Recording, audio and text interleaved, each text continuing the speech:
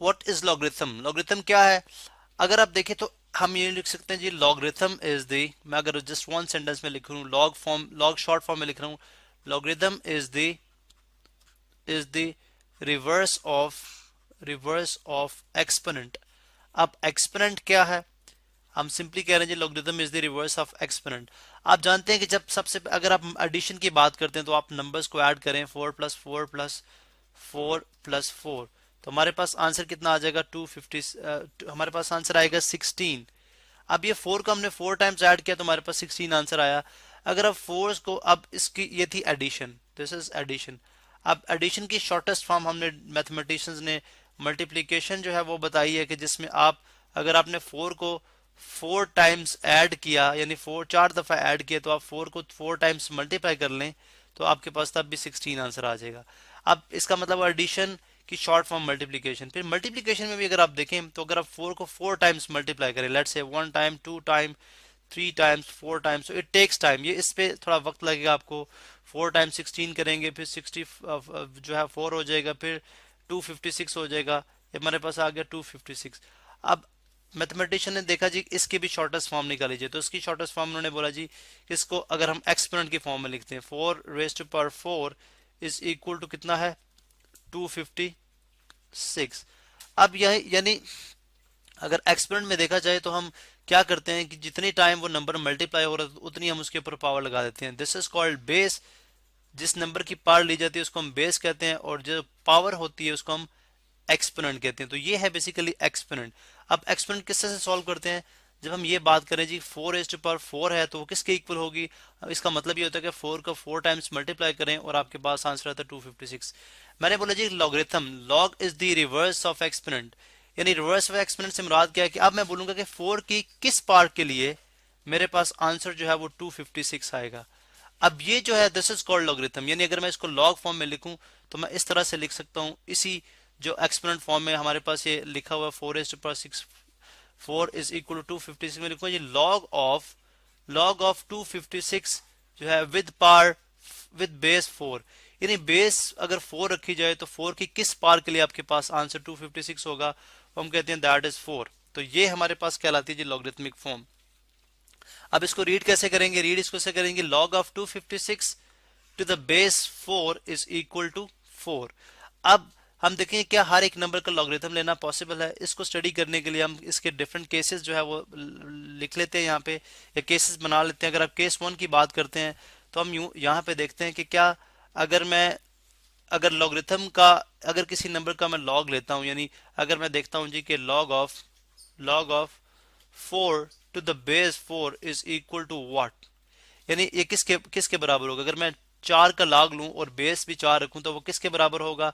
अब यहाँ पे आप देख लें, अगर मैं इसको एक्सपोनेंट की फॉर्म में रखता हूं तो बेस अगर 4 रखी जाए यहाँ पे, अगर आप ये बेस 4 है और ये 4 के ही इक्वल हो, ये तब पॉसिबल होगा जब आप यहाँ पे एक्सपोनेंट जो है वो 1 हो, बिकॉज 4 की पावर 1 इक्वल टू 4 होगी।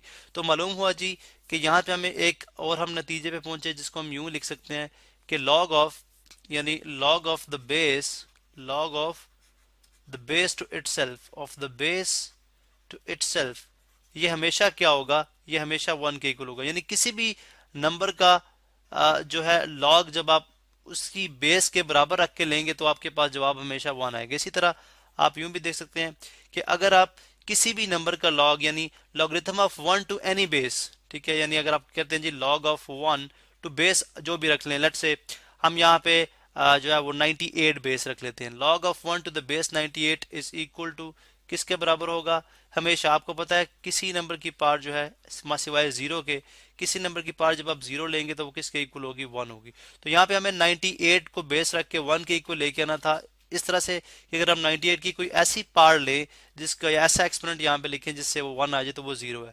तो यहाँ से एक और बात समझ आती है जी कि लॉग, यहाँ पे मैं लिख भी देता हूँ, यहाँ पे स्टेटमेंट की फॉर्म में हम लिख देंगे जी कि लॉग, ये भी एक हमेशा से ऐसे ही रहेगा कि log of 1 to any base, यानी अगर आप 1 का लॉग ले रहे हैं विद एनी बेस इज 0, यानी हमेशा वो क्या हो जाएगा? 0 हो जाएगा।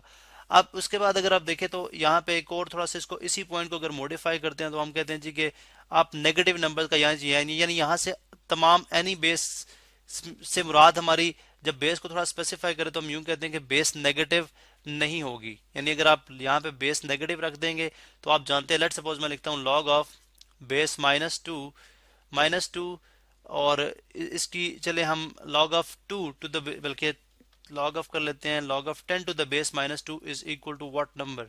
अब हम देखते हैं जी कि -2 की किस पावर के लिए हमारे पास आंसर जो है वो 10 आएगा। अब अगर आप देखें यहाँ पे पावर सम टाइम इवन बनेगी, सम टाइम ऑड बनेगी, लेकिन जब अगर पावर ऑड बनती है यानी 1 3 5 7 9 बनेगी तो उस केस में आपका आंसर नेगेटिव आएगा। लेकिन आप यहाँ पे देख सकते हैं कि लॉग, जब हम किसी भी नंबर का लॉग लेते हैं तो वो हमेशा पॉजिटिव आंसर देता है।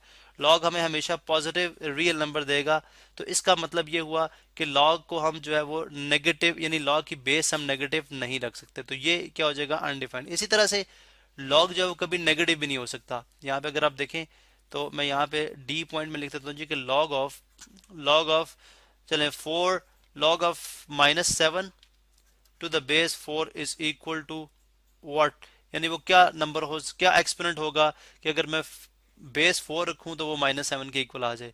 अब देखें 4 की पावर, यहाँ पे आप खुद सोचें कि अगर 4 की पावर हम रियल नंबर्स में से उठाएं तो कोई भी ऐसा नंबर नहीं है जिसकी 4 रेज टू पावर रखने से हमारे पास आंसर नेगेटिव आ जाए।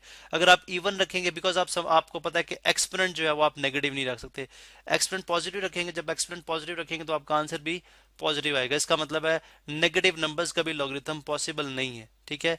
तो यहाँ पे आप लिख सकते हैं जी कि लॉग ऑफ नेगेटिव